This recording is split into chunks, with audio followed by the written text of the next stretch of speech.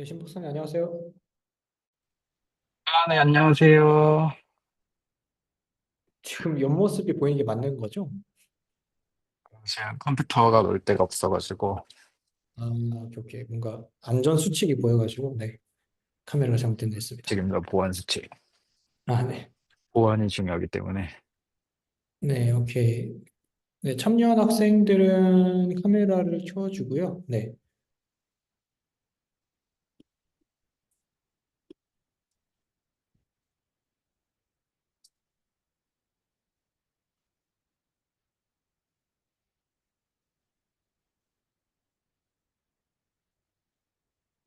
네, 잠깐만요. 하나, 둘, 셋, 넷, 다섯, 여섯.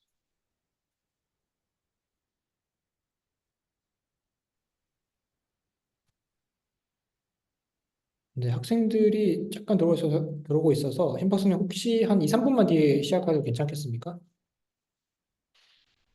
네, 괜찮습니다. 지금 간지.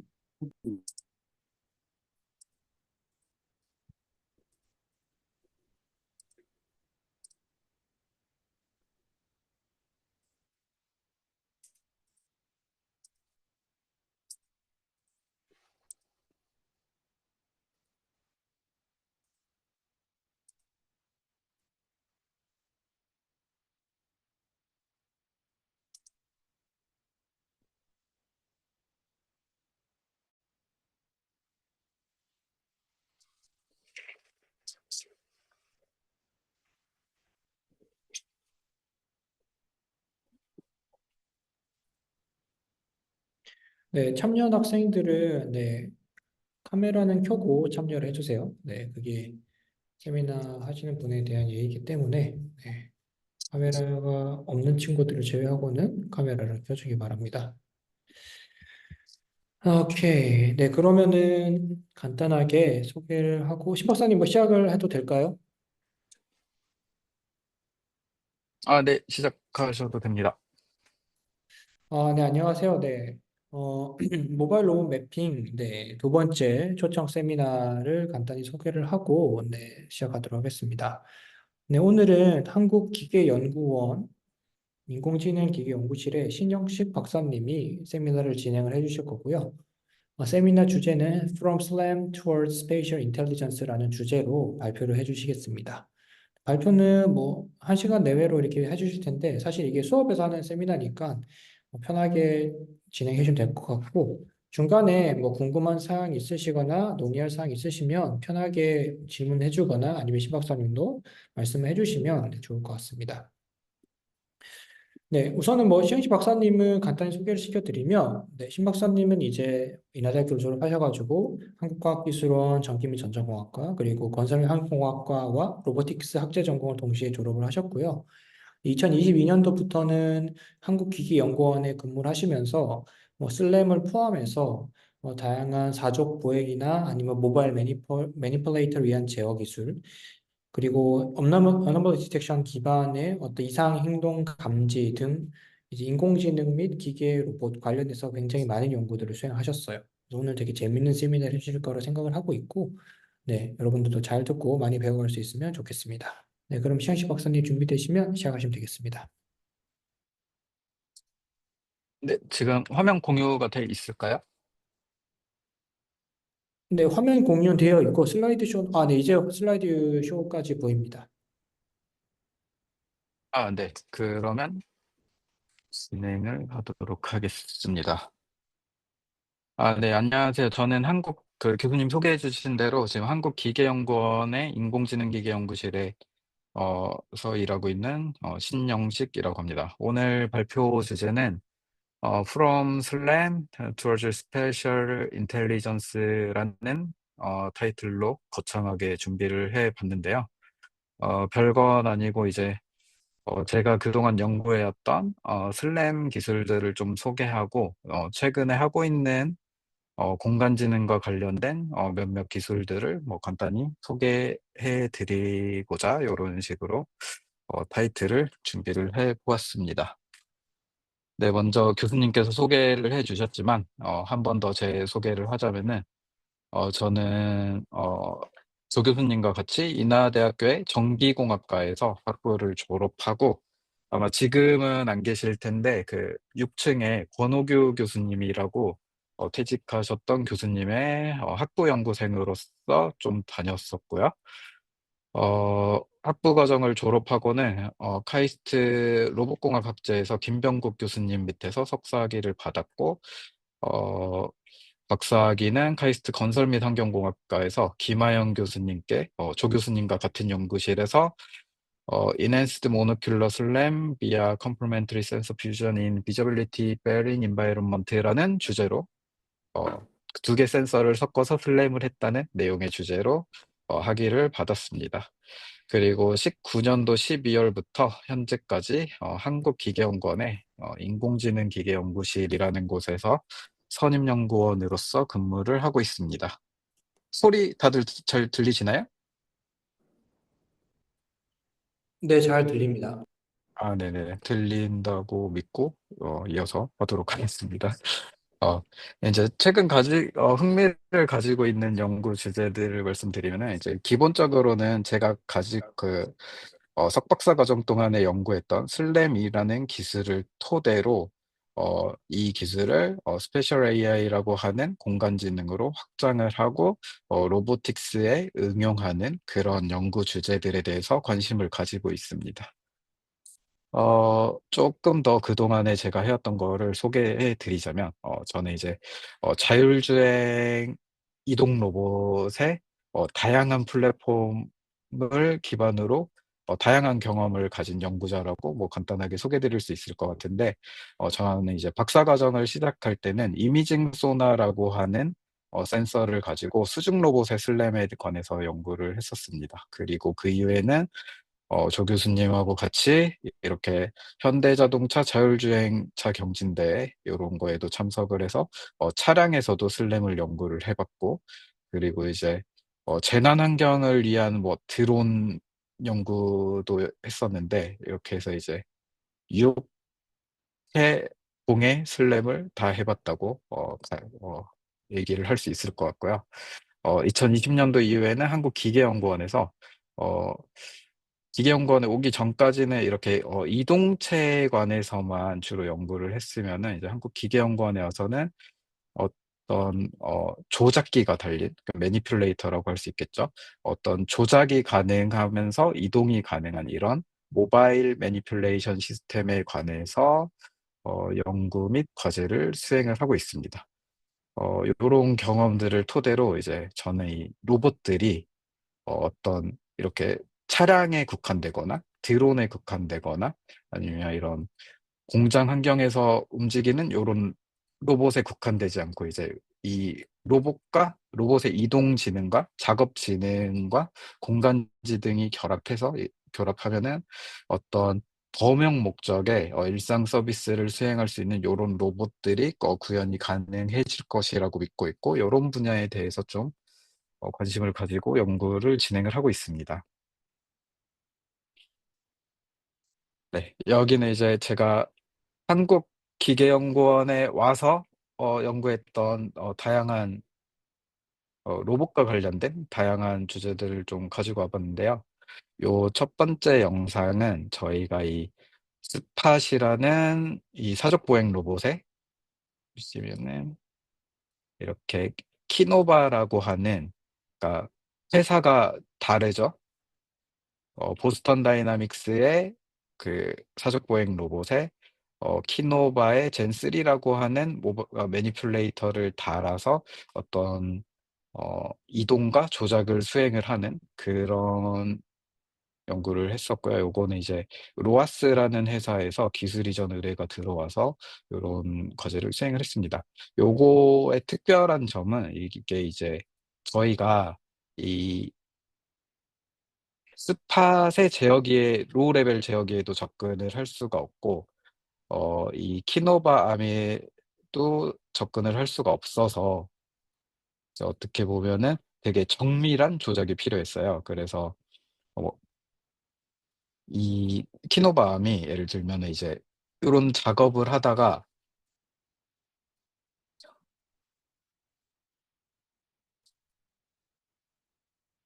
적당한 화면이 안 보이네요. 작업을 하다가 이렇게 물체를 딱 건드렸을 때 힘 조절이 제대로 되지 않고 오차가 좀 있어서 이렇게 눌러 버리면은 이 스판 로봇이 그거를 외란으로 인지를 해 버리고 어 뒤로 막 물러서 하게 되는, 그 외란을 보정하기 위해서 자기 맘대로 움직이게 되는 요런 케이스들이 많아 가지고 꽤나 어려웠던 문제였고요. 그리고 요다음은 이제 저희가 그 전주에 있는 그 국립농가원이라는 데에서 어 국립농가원의 첨단 로봇에서 어딘가에서 소리가 나는 거지.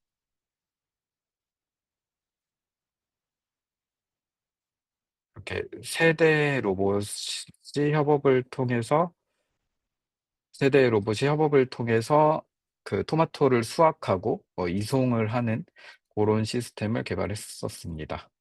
보시면은 이렇게 두 대의 로봇이 토마토를 인지하고 토마토를 수확을 하면은 이제 이 수확한 토마토를 요 이송용 로봇이 수거를 해 오는 그런 형태의 로봇을 개발했었습니다. 네. 그리고 최근에는 이제 AR 디바이스와 로봇을 결합하는 요런 연구들에도 좀 관심을 가지고 있고요.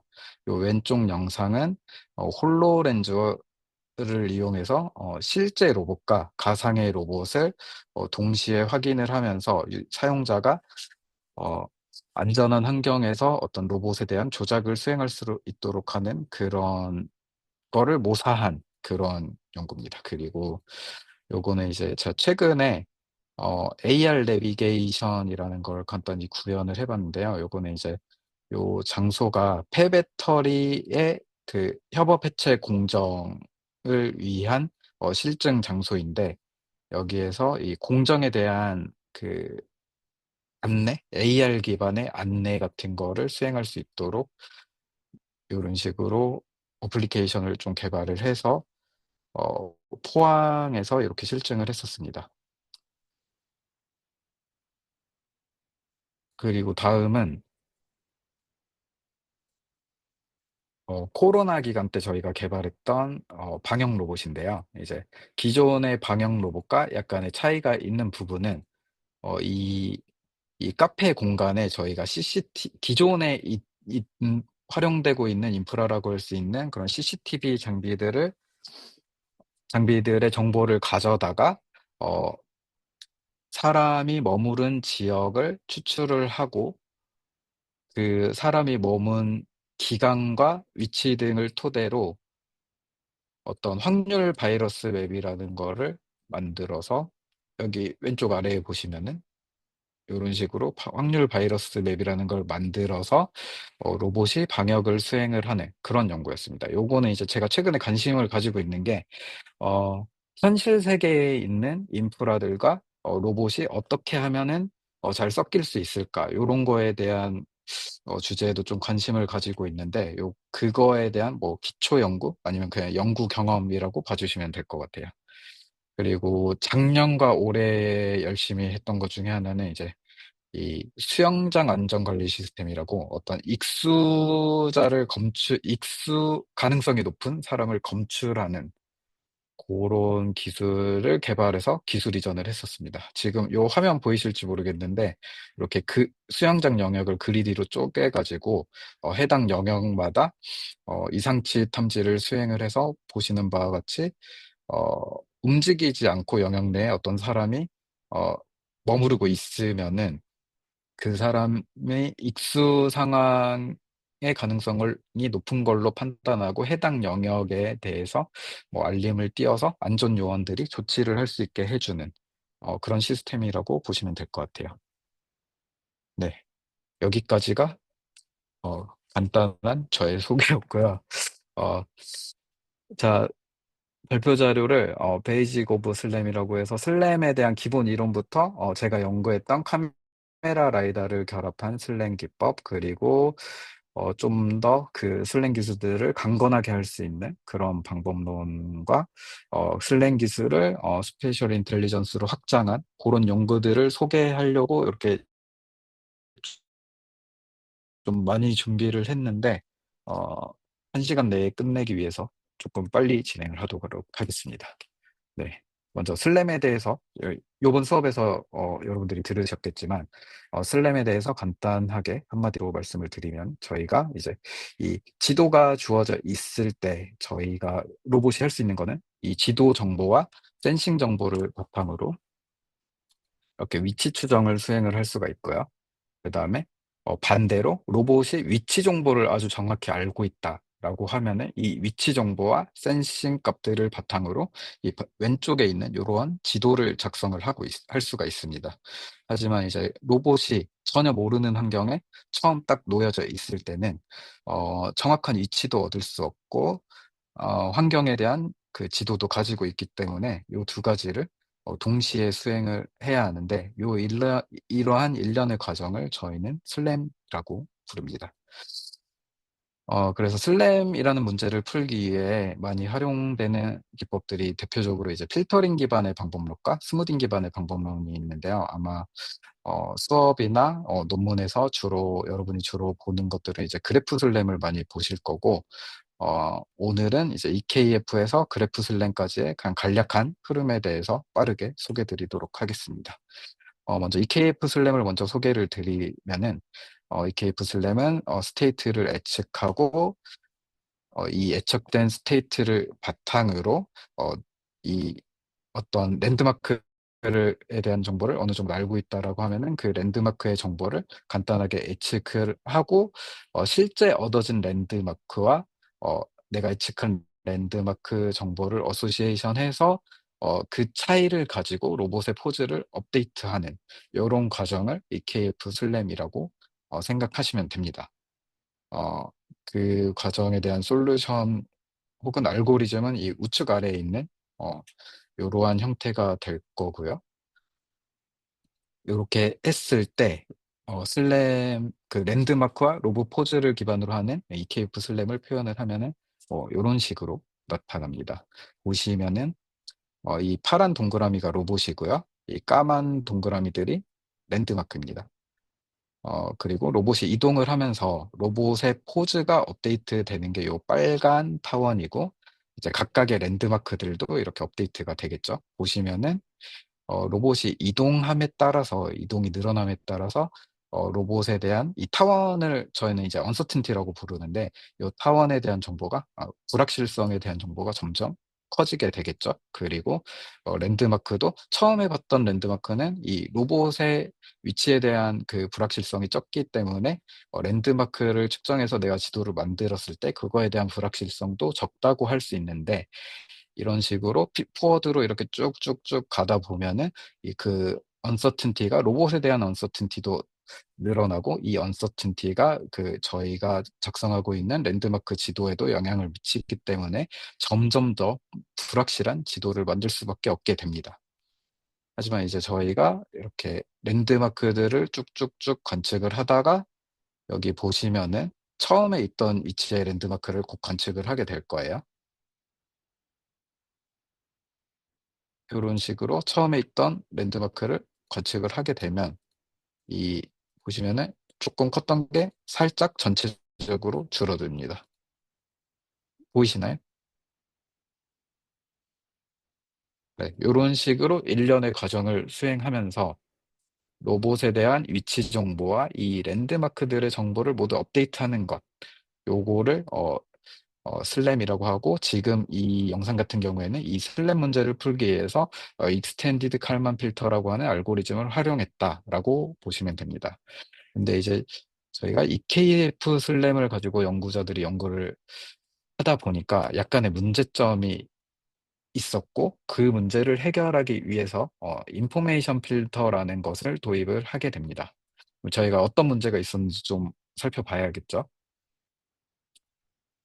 보시면은 지금 이 파란색들이 랜드마크가 될 수 있는 후보군들이고 로봇이 여기 가운데에 딱 놓여져 있다고 했을 때 어, 로봇이 EKF 슬램을 수행을 하게 되면은 이제 이 랜드마크를 만남에 따라서 이 아까 앞에 있었던 이 코베리언스를 나타내는데요. 이 오른쪽이 이 코베리언스 매트릭스의 덴시티가 계속해서 증가를 하게 됩니다.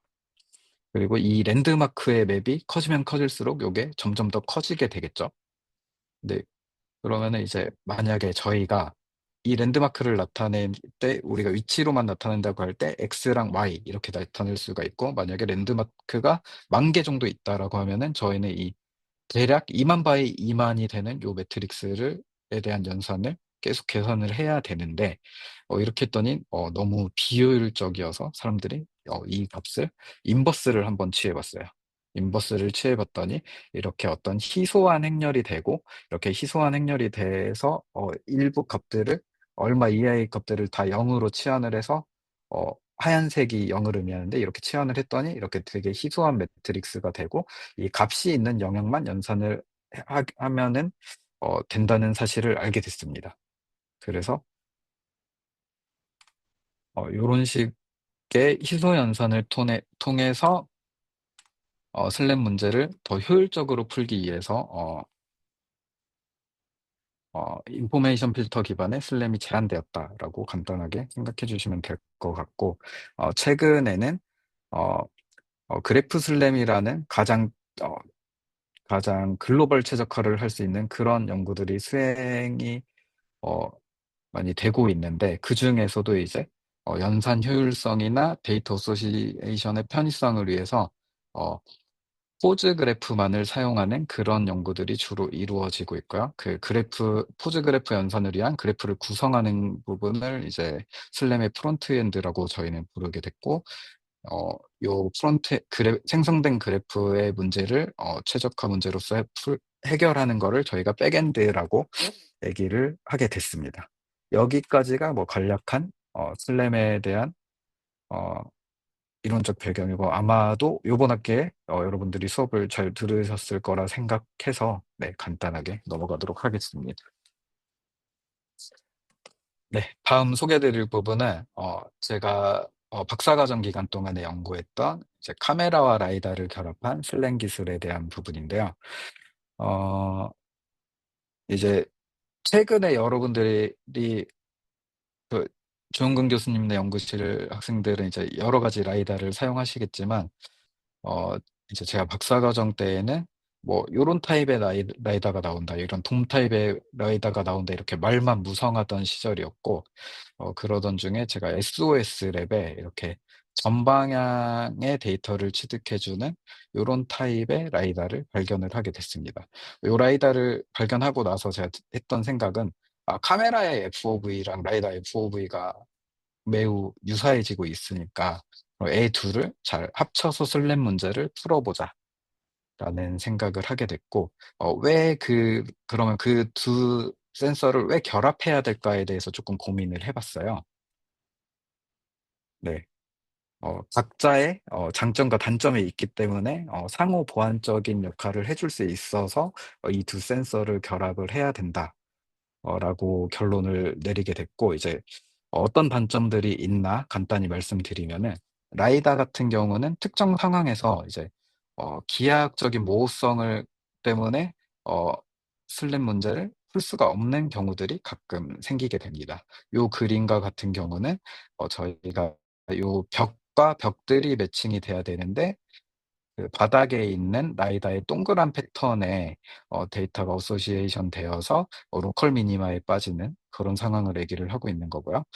그리고 아직까지도 그렇지만 이제 카메라 데이터에 비해 요런 그 장면에 대한 이해 능력이 라이다는 현저하게 떨어진다라는 측면이 있었고, 그다음에 다양한 라이다가 나오게 되면은 요러한 것들에 대해서 데이터 취득이나 뭐 학습을 좀 따로 해 줘야 되지 않을까, 요런 생각을 좀 가졌었고요.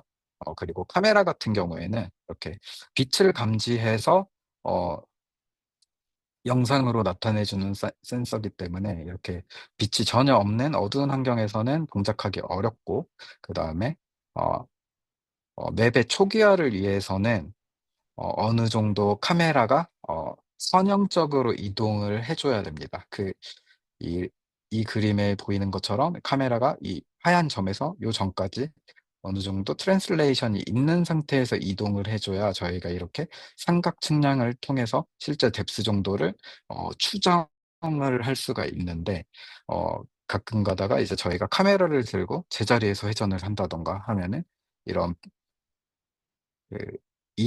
그 로케이션에 대한 이동이 전혀 없기 때문에 삼각 측량 자체가 불가능하겠죠. 그렇게 되면은 이제 단일 카메라만 가지고는 슬램을 수행을 할 수 없게 되고, 이제 만약에 단일 카메라 가지고 슬램을 수행하게 되더라도 어 다들 들어보셨을 텐데, 스케일에 대한 모호성을 가지고 뎁스 정보가 소실된 거로부터 뎁스를 강제로 추정하면서 스케일에 대한 정보를 저희가 완벽하게 유출을 할 수 없고, 완벽하게 유출을 할 수 없는 그 정보에 마저도 드리프트가 생기게 되면서, 이 왼쪽 그림에 보시는 것처럼 이 파란색과 초록색을 보시면은 초기에는 어 되게 조금 이동한 것처럼 하다가 나중에는 이 스케일에 대한 드리프트가 쌓이면서 점점 더 이 궤적이 커지는 게 보이시죠? 실제보다도 더 커지는 요러한 현상을 스케일 드리프트라고 하는데,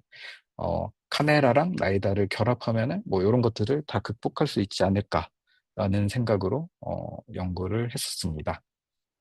제가 연구를 하기 전에도 이렇게 카메라랑 라이다를 결합하기 위한 다양한 시도들이 있었는데, 데모라고 불리는 이렇게 2D 라이다를 스피닝하면서 카메라를 결합하는 방식부터 3D 라이다 정보를 2D 피처와 어소시에이션 해가지고 문제를 해결하는, 여기까지가 다 그런 방식이었는데, 그런 방법론들이 있었습니다.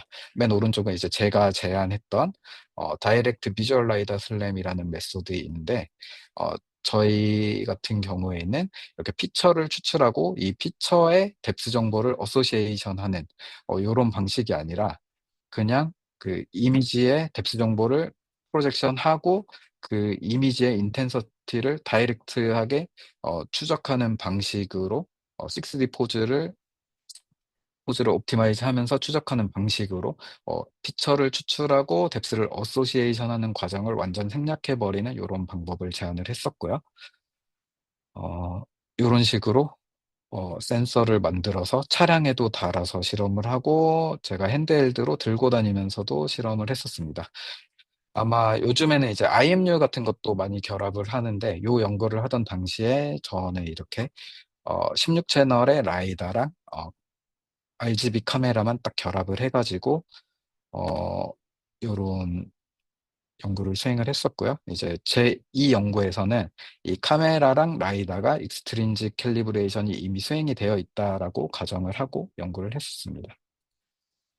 보시면은 이제 제 슬램의 풀 시퀀스는 뭐 이런 식으로 되어 있는데요. 이제 프레임 바이로 RGB와 이렇게 스팔스한 라이더 뎁스가 주어져 있을 때 프레임 바이로 6D 포즈를 구하고 그거에 대한 드리프트를 제거하고 좀 더 로컬 애큐리시를 높이기 위해서 어, 어떤 키프레임 윈도우라는 걸 설정을 하고 그 로컬 옵티미제이션을 수행을 합니다. 그리고 글로벌 컨시스턴시를 유지하기 위해서 플레이스 리코그니션을 하고 포즈그래프 옵티미제이션을 수행하는 이런 방식으로 구성을 했습니다. 그래서 결과를 보시면은 뭐 이런 식으로 RGB와 카메라가 이미 결합돼 있어가지고 3D 포인트 클라우드에 RGB가 결합된 형태의 이런 정보를 얻을 수 있게 되고요. 속도도 높이고 애큐레이시도 높이기 위해 뭐 이렇게 뭐 포인트를 셀렉션하거나 이렇게 키프레임 윈도우 기반으로 이렇게 최적화를 수행하는 이런 것들을 어, 기법을 도입을 했었습니다.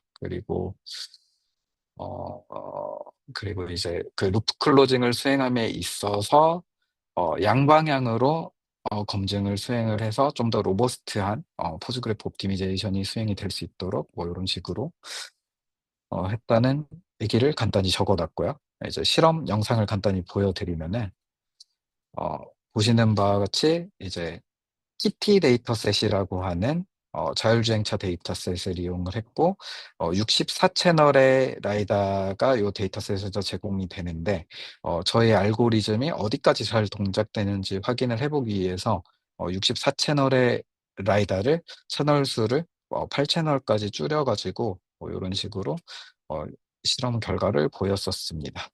보시는 바와 같이 64, 16, 8채널 이렇게 데이터를 스팔스하게 줄였음에도 불구하고 잘 동작하는 걸 볼 수 있고요. 지금 요 그림은 이제 영상은 16채널의 라이다를 가지고 슬램을 수행을 하고 있는 그런 모습입니다.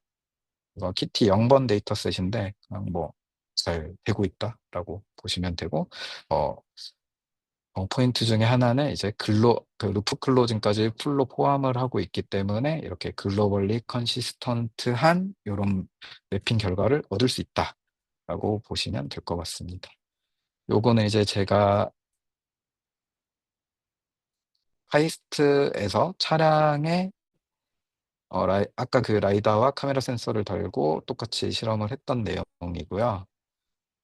보시면은 처음 루프가 발생하기 전에는 상당한 드리프트가 이렇게 있었지만 루프 클로징이 이루어지고 나면은 이렇게 드리프트가 줄어들면서 전체적으로 컨시스턴트한 이러한 매핑 결과를 얻을 수 있었다라고 봐주시면 될 것 같고, 이 오른쪽은 이제 삼성전자의 실내 환경에서 실험을 수행을 했던 거고, 보시는 것처럼 이렇게 되게 복도 환경이에요. 그래서 라이다만 썼을 때는 아예 이런 환경에서 페일하는 케이스들이 좀 있는데, 저희 방법론 같은 경우는 이미지의 텍스처 정보를 함께 사용하고 있기 때문에 이렇게 슬램을 잘 수행할 수 있었다라고 봐주시면 될 것 같습니다.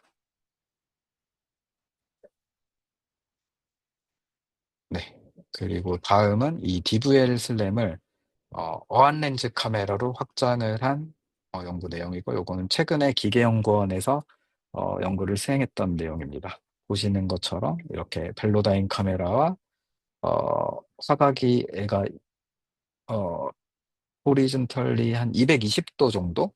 약간의 뒤편까지 보이는 요런 렌즈를 껴가지고 어, 실험을 했었고, 이렇게 캘리브레이션을 먼저 수행한 상태에서 이렇게 실내 환경이나 실내와 실외 환경을 모두 거쳐서 이렇게 실험을 했었습니다. 여기 보시는 것처럼 여기 보시면 이렇게 뭐 휴지통이라든가 여러 물체들이 되게 깔끔하게 잘 매핑이 되고 있는 것을 보실 수가 있습니다. 그리고 실외 환경 같은 경우는 이제 데이터가 너무 많다 보니까 그냥 포인트들을 그대로 누적해서 보여주고 있는 건데요. 요 안에 실내 환경부터 실외 환경까지 이렇게 쭉쭉쭉 돌았을 때도 되게 컨시스턴트한 결과를 보여주고, 참고로 요 실험 같은 경우는 루프 클로징도 전혀 수행하지 않은 상태입니다. 어, 네, 지금 30분이 지나서 제가 좀 더 빨리 진도를 드릴게요.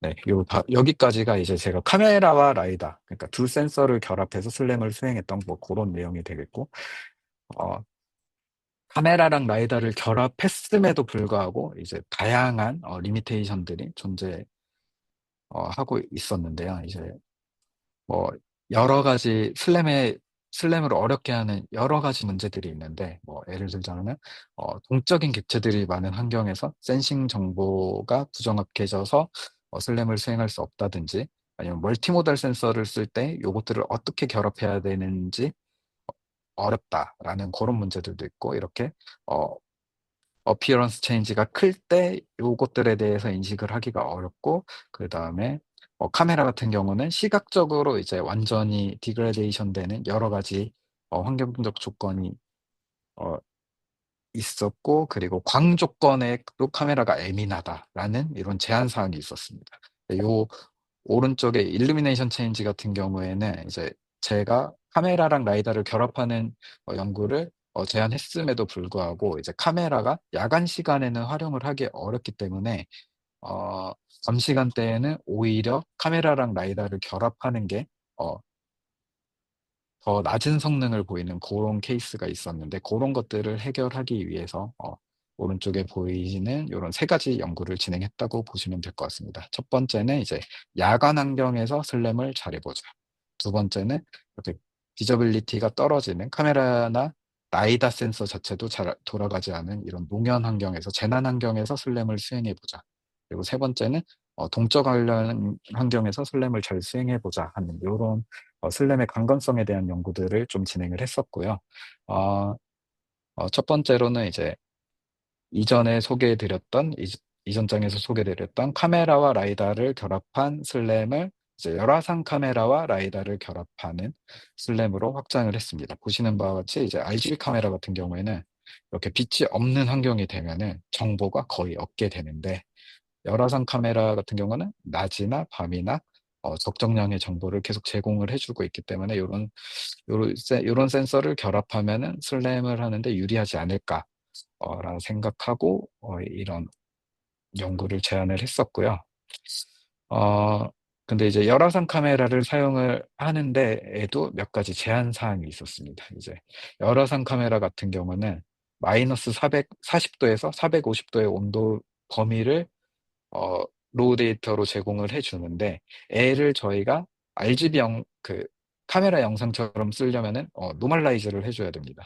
근데 이 노멀라이즈를 어떻게 해 주느냐에 따라서 보시면은 재밌는 게, 이 주행 중에 카메라가 이렇게 해를 보게 됐는데, 이 기존 데이터와 이 태양의 온도 차이가 너무 크다 보니까 그 대비를 제대로 인식을 안 해주면은 뭐 이런 식으로 노멀라이즈가 제대로 되지 않는 요런 문제점이 있었고, 그다음에 이제 저걸 해결하려고 했더니 그러면은 그냥 온도 범위를 그냥 0 도에서 30도 우리 상온으로 맞춰 보자 했더니, 뭐 쓰는데 무리는 없는데, 이제 이게 저희가 그 온도 범위에 따라서 '이거를 클리핑을 사람이 수동으로 해 줘야 되는구나.'라는 문제점이 있었습니다. 그래서 요 두 문제점을 해결하기 위해서 저희 같은 경우에는 로우 데이터를 그냥 그대로 써 가지고 슬램을 수행하는 기법을 제안을 했었고요. 아까 카메라와 라이다를 결합한 방식과 거의 유사합니다. 그런 식으로 해서 슬램을 수행을 했었고, 보시는 것처럼 요거 왼쪽은 낮 시간대에 카메라랑 라이다를 결합해서 슬램을 수행을 한 거고, 보시면은 낮 시간대이기 때문에 약간 따뜻한 부분들이 맵에 보입니다. 약간 빨간색 부분들. 그리고 오른쪽은 밤 시간대에 제가 슬램을 수행했던 거고, 이제 요 부분은 RGB 카메라를 나타내는데, 밤 시간대에 제가 가로등이 없는 데에서 일부러 라이트를 끄고 실험을 했어요. 그래서 카메라에는 아무런 정보가 보이지 않는 요런 상황입니다. 요런 상황에서도 그 열화상 카메라와 라이다를 결합하면은 요렇게 컨시스턴트한 슬램을 할 수 있다라는 거를 보여드리는 요런 내용의 실험입니다. 네, 요거는 이제 오전 시간, 오후 늦은 시간, 새벽 시간 요렇게 해 가지고 했을 때 온도 범위가 요렇게 되면서 우리가 매핑을 할 수 있었다라는 거를 보여주는 거고, 위쪽 그림은 저희 트라젝토리 추정의 정확도를 보여줍니다. 네, 꽤나 정확한 편이라고 할 수 있고요. 그리고 그다음은 이제 농현 환경에서, 재난 환경에서 어 레이더를 이용한 슬램 기법을 보여주는 실험입니다. 보시는 바와 같이 이렇게 그 재난 환경에서는 뭐 연기 같은 게 많이 끼면 이렇게 카메라를 활용을 할 수가 없겠죠. 그리고 라이다 같은 경우에는 어 빛을 던져 가지고 반사되는 값을 받아오는 센서인데, 어 그 빛이 연기에 반사가 되는 상황들이, 이렇게 연기가 진하면은 그런 상황들이 생기거든요. 그래서 보시는 것처럼, 위쪽에 보시는 것처럼 이제 라이다 같은 경우 카메라는 아예 쓸 수가 없었고, 라이다 같은 경우도 이게 센싱 데이터가 제한되다 보니까 이렇게 위치 추정에 실패를 하게 되는 것을 보여주고, 이제 저희가 제안하는 레이더 기반의 방법은, 이제 레이더 센서 같은 경우는 저런 연기를 투과할 수가 있기 때문에 그런 센서의 특징을 사용을 해서 요렇게 재난 환경에서도 우리가 슬램을 할 수 있다라는 것을 보여주는 그런 연구라고 보시면 될 것 같습니다. 그리고 그다음은 이제 동적 환경에서 강권한 슬램 기술인데요. 요거는 이제 여기부터는 조영근 교수님과 함께 공동으로 연구했던 내용입니다. 아마 수업 시간에 소개해 주셨을 수도 있을 건데요. 간단하게 엄청 쉽게 이 동적 객체를 추정하는 방법을 설명을 드리면은, 이제 슬램에서 저희가 위치 추정을 로컬하게 수행을 하는 거는 상당 부분 해결이 되어 있다고 보실 수가 있을 것 같아요, 최근에는.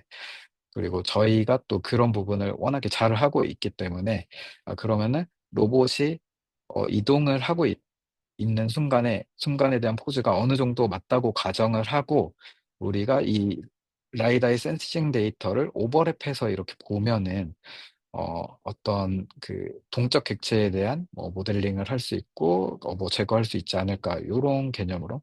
그러니까 포인트가 위치 추정이 어느 정도 되고 있는 상태에서 데이터를 오버랩해서 우리가 동적 객체를 찾아낸다. 이렇게 보시면 될 것 같아요. 요렇게 했을 때 이런 식으로 빨간색들이 이제 동적 객체로 추정된 것들인데 약간의 폴스 포지티브들이 있지만 여기 보시는 것처럼 이런 실제 차량 움직이고 있는 차량 같은 것들을 매우 잘 추정할 수 있게 된다라고 보시면 될 것 같아요. 그리고 요 기술들을 요 동적 객체를 추정하는 것을 이제 슬램 파이프라인과 결합을 해서 요런 식으로 어 굉장히 컨시스턴트하고 동적 객체가 바로 즉각적으로 반영돼서 나타나지 않는 요런 슬램을 구현을 했다라고 보시면 됩니다. 근데 사실은 요렇게 살짝의 이 궤적들이 동적 객체에 대한 궤적들이 보이는데 이제 다른 연구 결과들에 비해서 좀 더 우수하다라고 봐 주시면 될 것 같아요.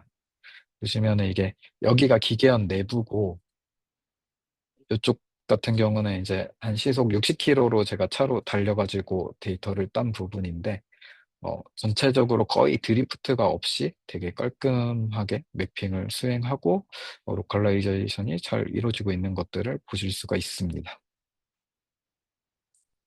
네. 그리고 다음은 지금 그 조영근 교수님네 학생들이 많이 들어와 있는 것 같은데 최근에 졸업한 기란 학생과 같이 연구했던 내용입니다.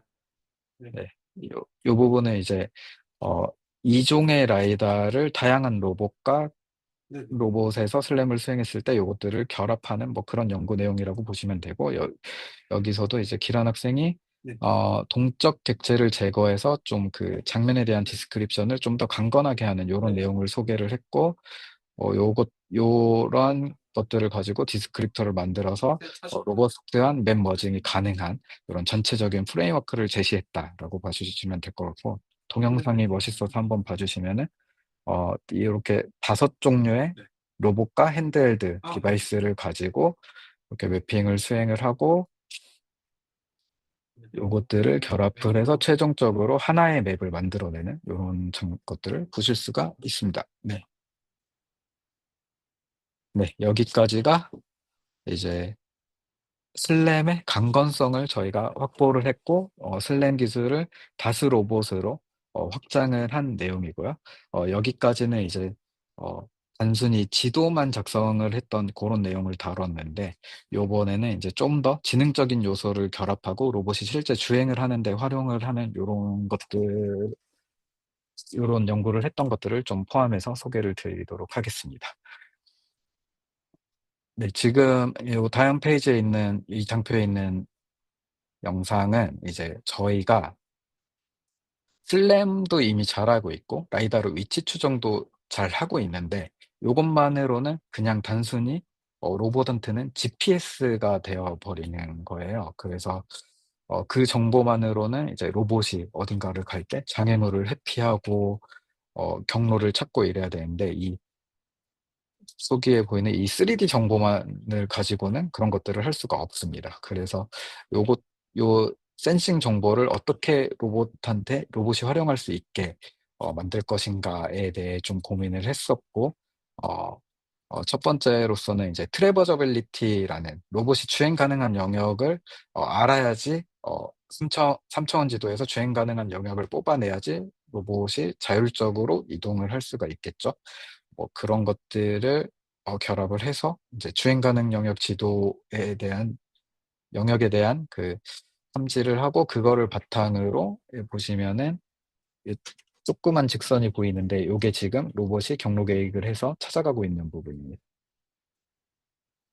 뭐 요런 식으로 기존의 슬램에서 이제 환경을 좀 더 이해해서 로봇과 결합한 고런 연구를 계속 진행을 하고 있고요. 보시면은 요렇게 그 장애인 휠체어가 가는 구간을 로봇이 어 갈 수 있는 경로로 파악을 해서 이렇게 좁은 공간을 이렇게 이동을 하고 할 수 있는 요런 모습을 보여줍니다.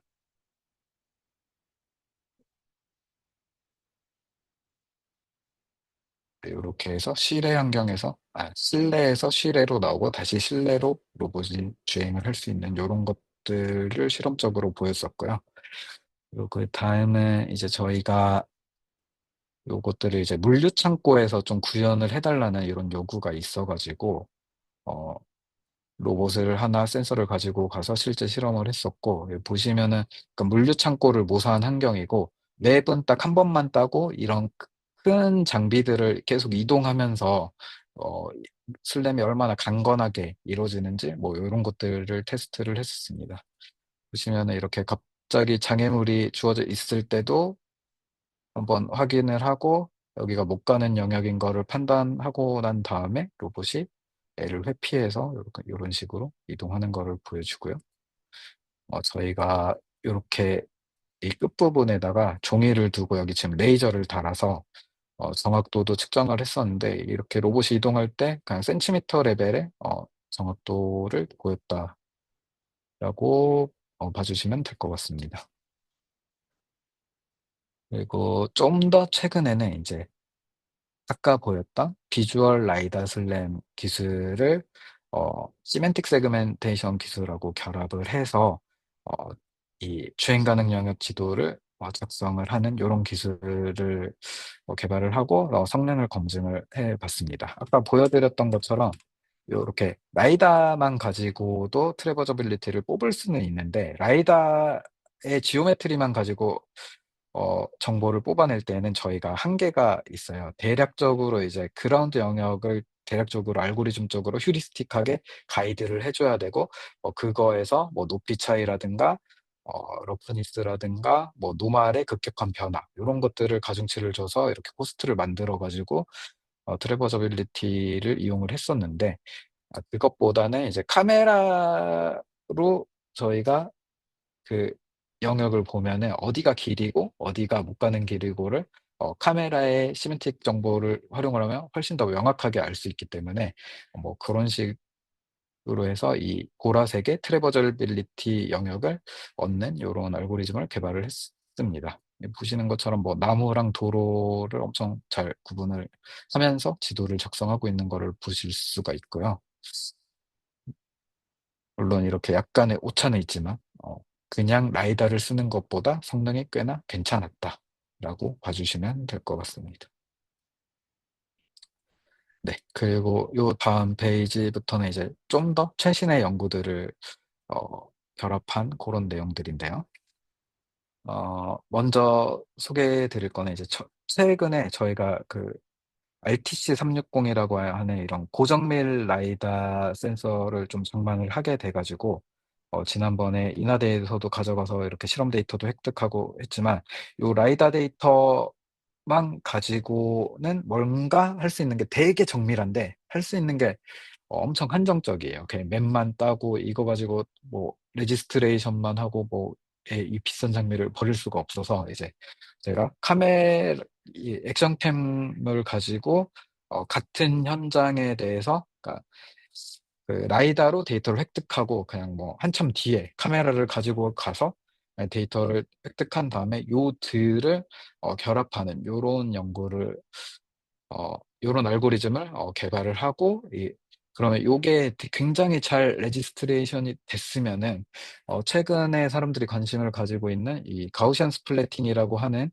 요런 방법론이 되게 잘 먹힐 텐데, '한번 트라이를 해 보자.'라고 생각을 해서 시도를 했습니다. 이제 기존의 가우시안 스플래팅하고 좀 제가 변화를 두고 한 게, 이 라이다 데이터가 굉장히 정확하고 덴스하기 때문에 가우시안 스플리팅에서 얘기하는 대부분의 알고리즘들을 제외를 시켜 버렸어요.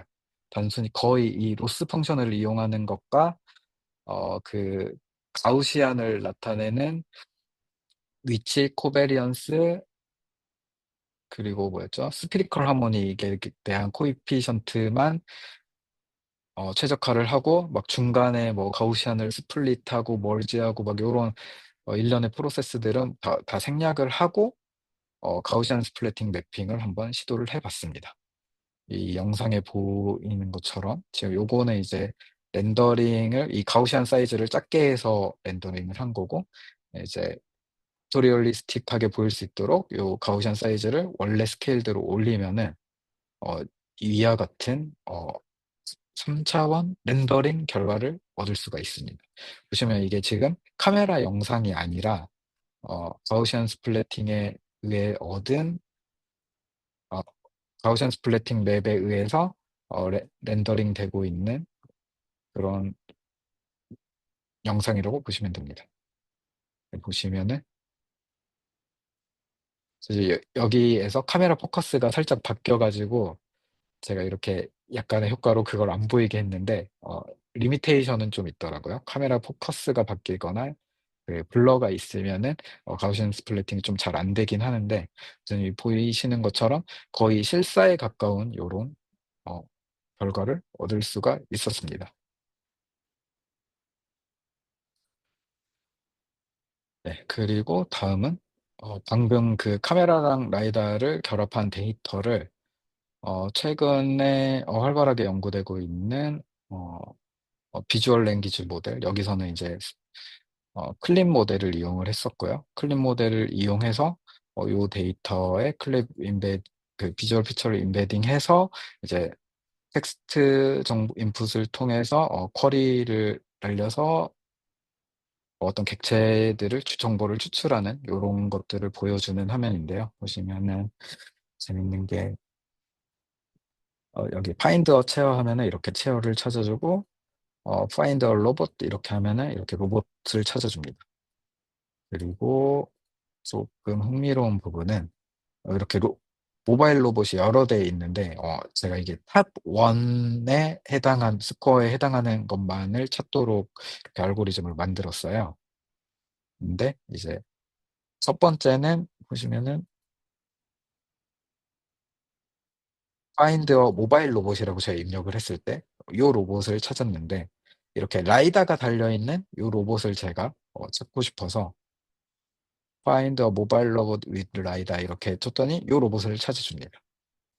그리고 뒤에 보시면은 이렇게 로봇 파일도 찾아주고요. 이렇게 포스터도 찾아주고, 이렇게 로봇 파일이 여러 개 있을 때 이렇게 하얀 로봇 파일을 찾아달라고 했더니 얘를 찾아주고, 블루와 그레이 컬러가 있는 로봇암을 찾아달라고 했더니 이렇게 정확하게 요 로봇 파일을 찾아줍니다. 그리고 요거는 이제 제가 저희 집 환경에서 똑같은 그 데이터를 만들어 가지고 한 거고요. 요거 같은 경우는 그냥 아이패드 가지고 그 RGBD 슬램을 한 이후에 요렇게 똑같이 클립 피처를 인베딩 해 가지고 어 알고리즘을 수행을 한 겁니다. 보시는 것처럼 피아노도 찾아주고 캘린더도 찾아주고 소파도 찾아주고 청소기도 찾아주고 이제 냉장고도 잘 찾아주는 걸 볼 수가 있죠. 네. 네, 요런 식으로 최근에는 어 좀 비주얼 그 파운데이션 모델들을 제가 가지고 있는 슬램 기술에 좀 인베딩을 해서 여러 가지 결과를 내보려고 여러 가지 시도들을 하고 있는 상황입니다. 네, 여기까지 제가 연구한 내용들 위주로 좀 소개를 드렸고요. 이제 간단하게 좀 결론을 지어야겠죠.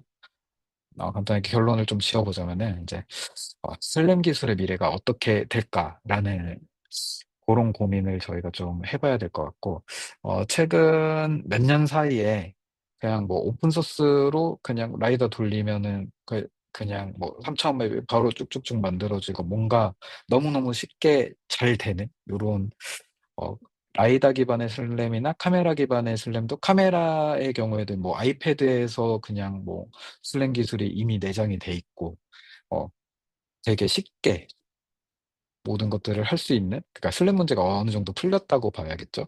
어느 정도 풀린 상황인 것 같은데, 우리는 어떤 방향으로 좀 연구를 해야 될까라는 고민을 상당히 많이 하고 있고요.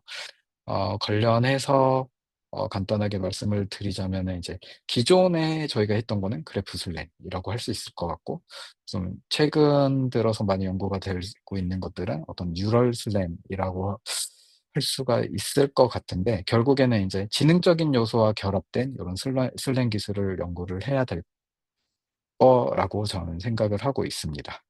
근데 이제 이 슬램 기술을 통해서 어떤 식으로 환경을 좀 레프레젠테이션을 하고, 오른쪽 아래에 있는 것처럼 어떤 식으로 실제 로봇에 이 레프레젠테이션들을 적용을 할 수 있을까? 요런 부분들을 좀 고민을 많이 해야 될 거라고 생각을 하고 있고요. 그리고 또 하나는 저희가 이제 실제 로봇들이 사람이 가기 어려운 이건 지금 화성 데이터를 가지고 제가 실제 화성 데이터를 가지고 아까 그 가우시안 스플래팅을 돌려본 건데, 이런 식으로 이제 좀 더 로봇이 갈 수 있는 그런 공간들을 진짜 확장을 하고, 새로운 공간에 대한 어떤 게 새로운 공간이 될지 계속해서 고민을 해 봐야 될 것 같고, 현재 현재 환경에서 저희가 활용하고 있는 클립 모델과 같은 이런 파운데이션 모델들을 요런 화성에 가져와서, 그러니까 뭐 전혀 다른 세계에 가져가서 어떻게 사용 가능하게 만들 수 있을 것인가, 요런 부분에 대해서도 좀 고민을 하고 있습니다.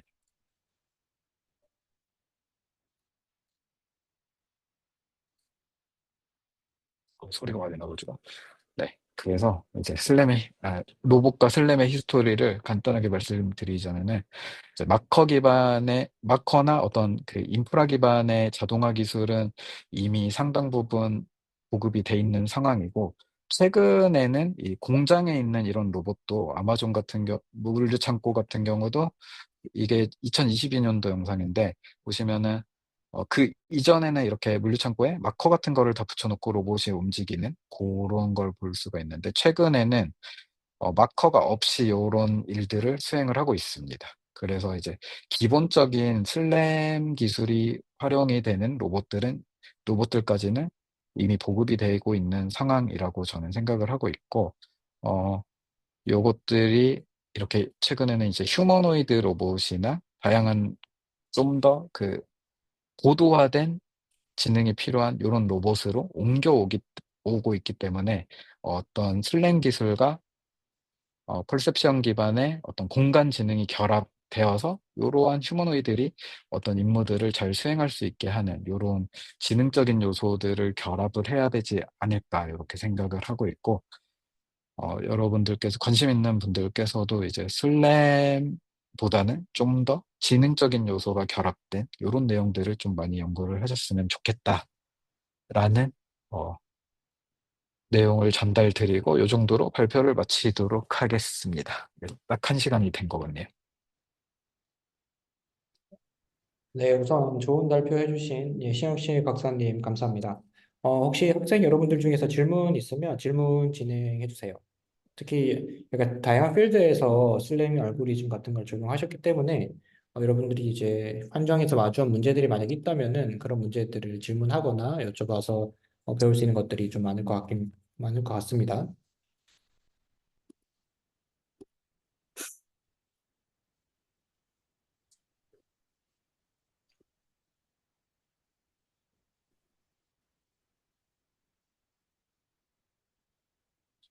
그럼 저도 한 명을 지정을 해야겠는데요.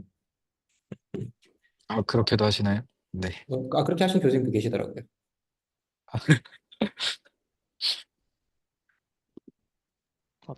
교수님, 제가 하나 질문 드려도 될까요? 네, 네, 좋습니다. 네.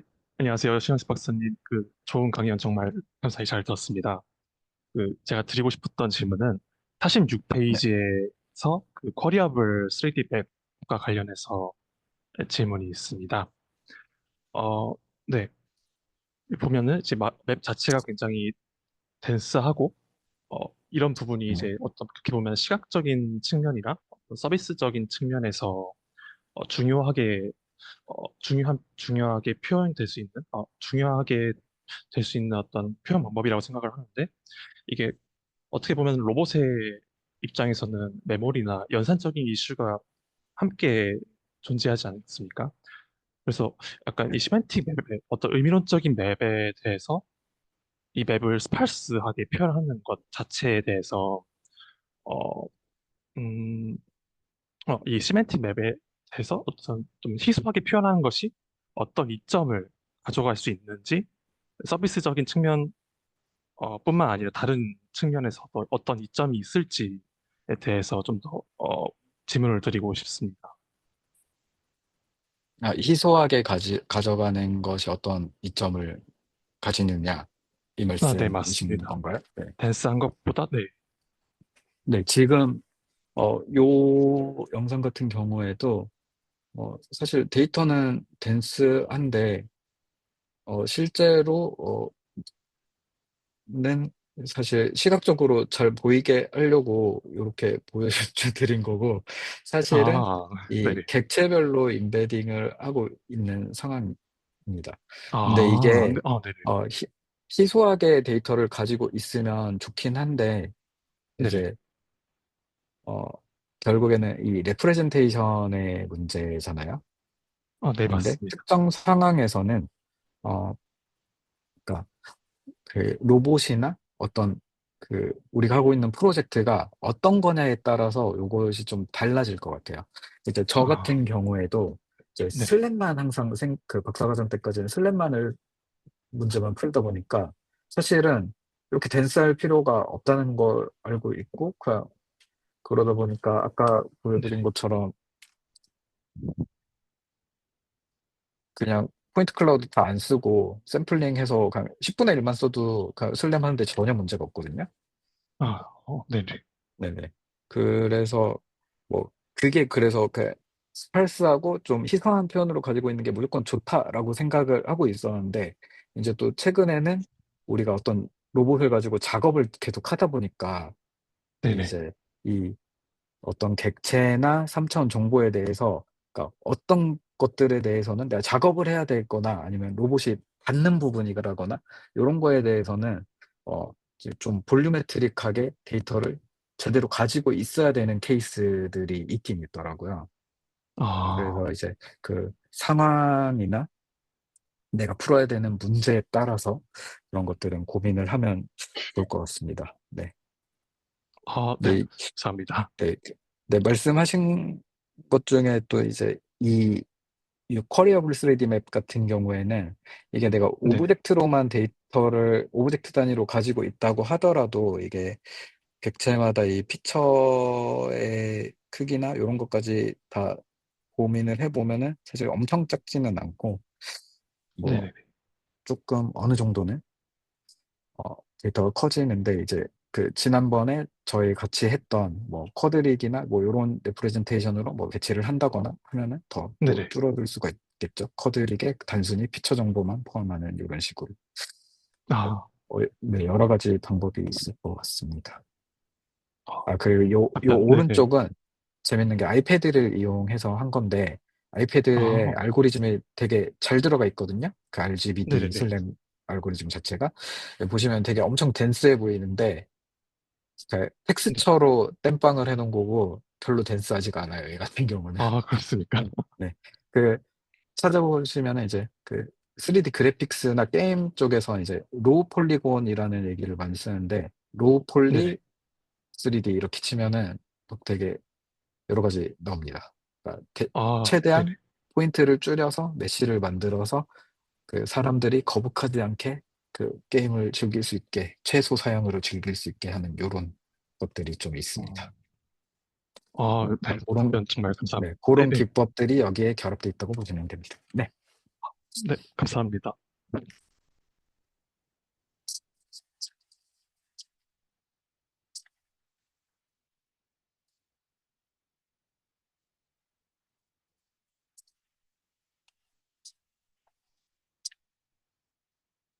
네, 네, 또 학생들 다른 분들 질문 있으실까요? 있습니까?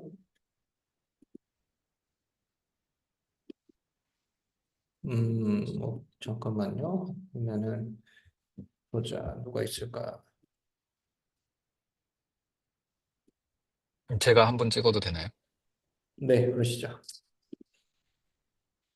김호균 님이 두 개로 호균 접속을 해서 학생은, 호균 학생은 두 배로 조교입니다. 듣고 있는 것 같아서.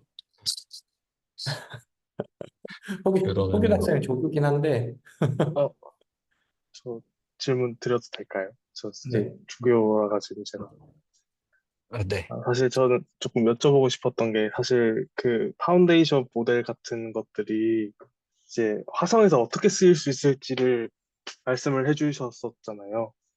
사실 근데 네. 아직까지는 제가 생각하기에는 그 파운데이션 모델을 이런 누크 같은 미니 PC에 올려서 로봇을 장착해서 이렇게 들고 가기에는 조금 아직 많이 남았다고 생각이 들어서 혹시 박사님께서는 그 하드웨어의 발전이 얼마나 빨리 되실지가 언제쯤 될 거라고 생각하시는지가 조금 궁금했습니다.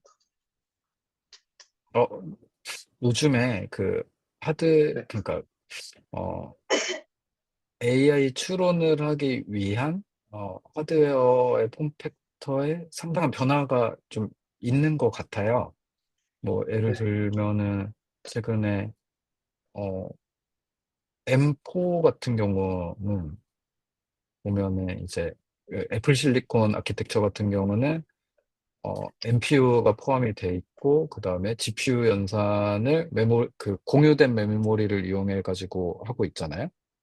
그래서 네, 파운데이션 모델이 그러니까 연산이 아직 빠르지는 않지만 어, 로봇에 얹을 수 있는 상황이 되고 있다라고 저는 생각이 드는데 문제는 이 파운데이션 모델 자체가 인터넷의 대규모 데이터로 학습이 되었으나 그러니까 예를 들면 지금 이런 화성에서 뭔가 써먹을 만한 성능이 나오지 않을 것 같고 또 하나는 제가 앞에서 소개드렸던 것처럼 뭐 열화상 카메라라든지 그 좀 모달리티가 다른 이런 센서에서 잘 동작하지 않는 이런 문제들이 있는데 어, 이 파운데이션 모델들을 환경에 좀 쉽게 트랜스퍼를 시킨다거나 아니면 다른 모달리티를 가진 센서에 이렇게 트랜스퍼를 해가지고 기존의 성능을 뽑아낼 수 있는 이런 방법들이 있으면은 어찌됐건 컴퓨터 성능은 계속 올라오고 있으니까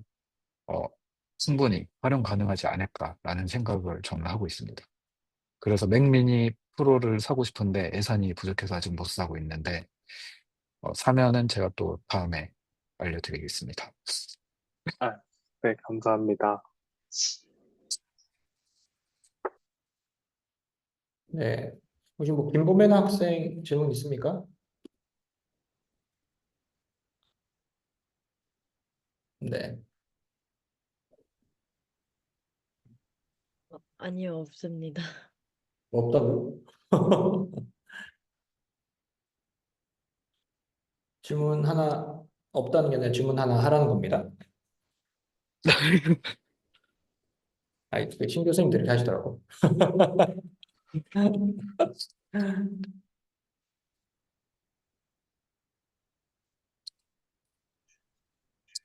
죄송한데 저 하나만 더 질문 드려도 될까요? 두 개 해도 됩니다. 아, 네, 저 하나 조금 더 궁금한 게 있었는데 사실 좀 트래버서빌리티 매핑 쪽에 조금 궁금한 게 있었는데요. 어, 사실 이제 제가 조금 요새 생각이 드는 게 이제 트래버서빌리티는 결국에 이제 지금 로컬하게 이제 내가 가는 상황, 가는 곳만 조금 어딘지 알면은 좋은 것 같은데 이게 슬램이랑 결합되면은 이제 다시 이제 트래버서빌리티 매핑이 들어가게 되면 결국에는 다시 돌아온 곳에서 이 트래버서빌리티를 업데이트를 해야 될 것 같거든요. 이제 만약 그래프로 이렇게 구성을 했으면은 이제 같은 장소에 왔을 때 트래버서빌리티가 조금 다르면은 이거에 대해서 업데이트하는 과정이 조금 있어야 될 것 같은데 이런 것 이런 것들은 어떻게 해결이 되는지가 조금 궁금하고 굳이 이런 거를 해야 되는지도 조금 궁금했습니다. 결국 트래버서빌리티는 내가 지금 현재 상황에서 어디인지만 가면 어디로 가야 될지만 알면 되는 거라고 제가 생각을 들어가지고요. 혹시 어떻게 생각하시는지 조금 궁금합니다. 말씀하신 대로 그 트래버저빌리티 같은 경우는 어, 지금 제가 보여드린 것도 사실은 요 경우는 트래버저빌리티 맵이라기보다는 그 로컬 코스트에 가깝습니다. 이 경우는 보시면은 지금 이 로컬한 영역이 계속 그 로봇을 따라가면서 트래버저빌리티를 나타내고 있죠. 그리고 요 경우는 사실은 이거 트래버저빌리티를 여기서 한 번 더 뽑는데 이 전체 글로벌 맵 자체가 이 글로벌 맵에서 요 색깔에 해당하는 부분이 트래버저빌리티 맵이 되겠죠. 그래서 이제 트래버저빌리티라고 했을 때 저희가 생각할 수 있는 거는 이제 어, 로컬 맵도 될 수 있고 방금 얘기한 것처럼 글로벌 맵도 될 수가 있는데 이제 로컬 맵인 경우에는 이미 내가 갈 글로벌 패스가 주어져 있을 때 그 패스를 내가 그 뭐 예를 들면 연석이 있어서 못 올라간다거나 이런 것들을 파악하기 위해서 그냥 로컬하게 본다고 생각을 하시면 될 것 같고 말씀하신 것처럼 이제 내가 그 트래버저빌리티를 가지고 어떤 글로벌 맵을 만들어야겠다라고 했을 때는 당연히 그 뭐지 겹치는 오버랩이 있는 영역에 대해서 한 번 더 업데이트 해주는 과정이 제 생각에도 필요는 할 것 같아요. 근데 이제 그거를 막 엄청 그러니까 맵 그 코스트를 어떻게 나타냈는지에 따라서 업데이트 방법이 많이 바뀔 수는 있을 것 같은데 기본적으로는 그냥 어, 베이지안 어프로치로 해가지고 업데이트를 하는 게 대부분 먹힐 것 같은데 네 어쨌건 업데이트는 필요하고 이제 환경이 복잡할수록 예를 들면 뭐 산길이나 요런 데라고 하면 이 경우 같은 경우는 이제 제가 2D 맵을 만들어서 글로벌 패스를 주고 그 실험을 하고 있는 상황이에요.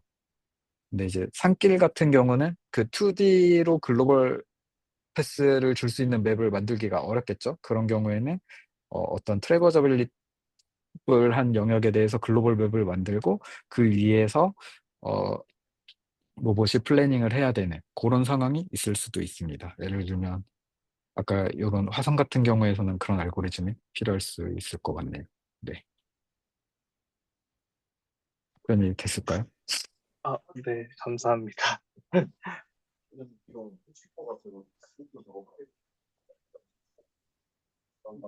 혹시 저도 하나만 질문 드려도 괜찮을까요? 아, 네, 괜찮습니다. 네, 네. 안녕하세요. 저는 그 조영근 교수님 연구실에서 석박 통합과정 하고 있는 최지원이라고 합니다. 우선 좋은 강연 너무 감사드립니다. 제가 궁금한 부분은 박사님께서 해오신 부분에 대해서 간단하게 질문이 있는데 굉장히 다양하고 많은 센서들로 다양한 슬램 문제들을 푸시려고 하셨던 것 같은데, 그중에 왜, IMU와 다른 센서를 엮는 그런 시도를 안 하셨는지, 약간 그런 특별한 이유가 있으신지가 궁금합니다. 일단은 굳이 IMU를 안 써도 잘 할 수 있어서 안 되긴 했고요. 그리고 IMU를 썼을 때 이제 해결하지 못하는 문제가 딱 하나 있거든요.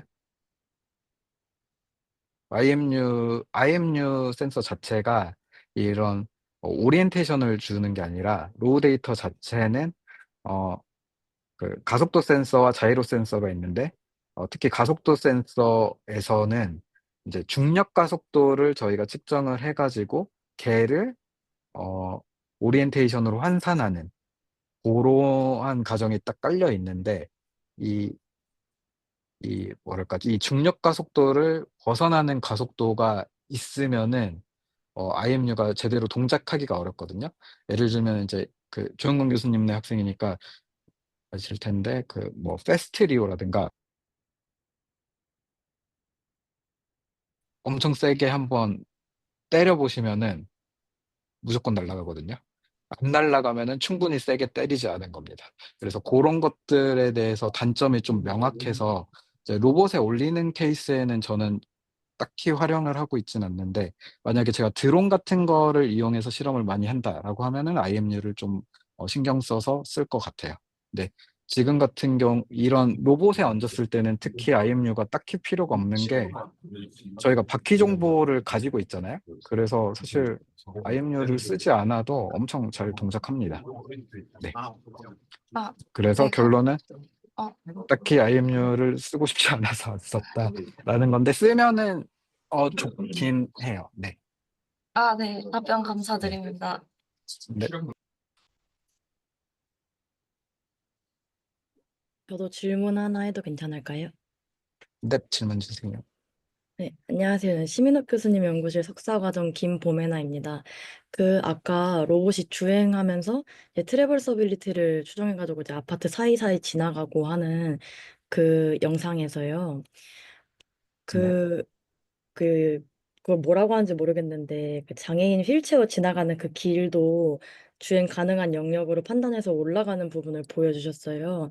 근데 그러면은 지금 되게 그 플랫폼과 갈 수 있는 길이 되게 크기가 아슬아슬해 보이는데, 트래버서빌리티 추정을 하실 때 그런 부분이 들어가 있는 건가요? 뭐, 이 차량의 뭐 너비라든지 아니면은 뭐 바퀴의 크기에 따라서도 뭐 언덕 같은 데로 올라갈 수 있거나 없거나 그럴 수 있을 것 같은데 그런 부분들이 들어가 있는지 궁금합니다. 네. 이걸 조금 더 정확히 말씀드리면은 트래버저빌리티 에스티메이션을 한 것 같은 경우에는 아까 말씀드린 것처럼 뭐 높이의 변화, 그다음에 어떤 표면의 러프니스, 그리고 뭐 하나 더 있는데 뭐 노멀의 급격한 변화 요런 것들을 세 개를 웨이티드 썸으로 해가지고 어떤 한 코스트로 저희가 만들고 있고요. 요 네, 요걸 가지고 사실은 여기에서는 비주얼라이저를 이렇게 했는데 이 로봇이 2D로만 움직인다고 플래너가 가정을 하고 있기 때문에 애를 음, 이 3D가 아닌 한 2D 맵으로서 만들어주고 말씀하신 것처럼 뭐 바퀴 크기라든지 로봇의 폭이라든지 요런 것들은 이 트래버저빌리티에서 관리를 하고 있지 않고 이 로봇의 제어기에서 관리를 하고 있습니다. 그래서 내가 이 트래버저빌리티 코스트를 주면은 애가 갈 수 있는 길을 어, 글로벌 패스가 있는데 요거를 어, 그 플랜이 가능한 영역인지 아닌지는 그 로봇의 그 로스에 있는 용어로는 이제 로컬 플래너라고 하는데 로컬 플래너가 판단을 해서 주행을 하게 되는 겁니다. 네. 그러니까 네, 트래버저빌리티는 첫 번째 판단 기준이고 그 최종적인 음, 그런 로봇의 하드웨어적인 요소는 로봇의 제어기에서 판단을 하고 있다. 이렇게 얘기 드릴 수 있을 것 같아요. 네. 네, 감사합니다.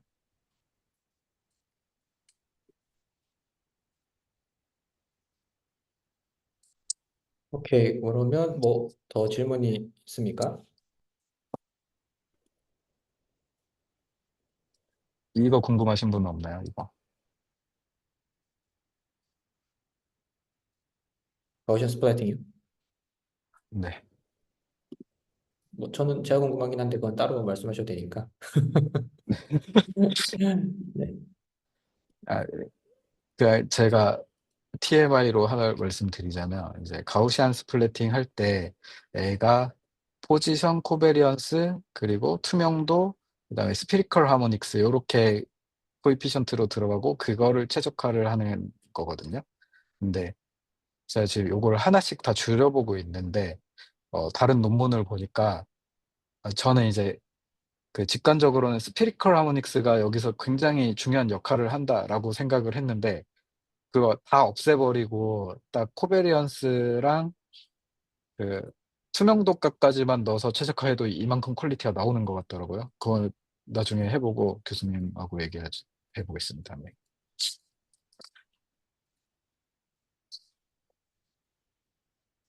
네. 논문에 있는 내용의 반을 덜어낼 수 있습니다. 음, 되게 라이트웨이트하게 할 수 있겠는데 그러면? 네.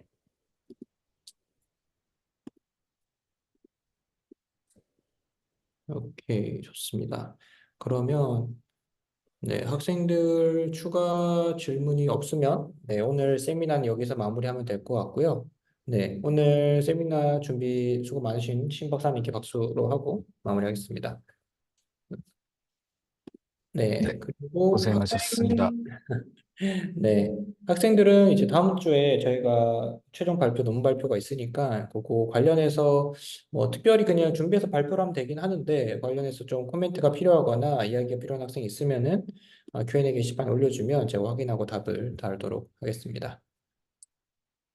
네, 그러면은 다들 수고 많았고, 네, 그럼 오늘 여기서 마무리하겠습니다. 수고하셨습니다. 수고하셨습니다.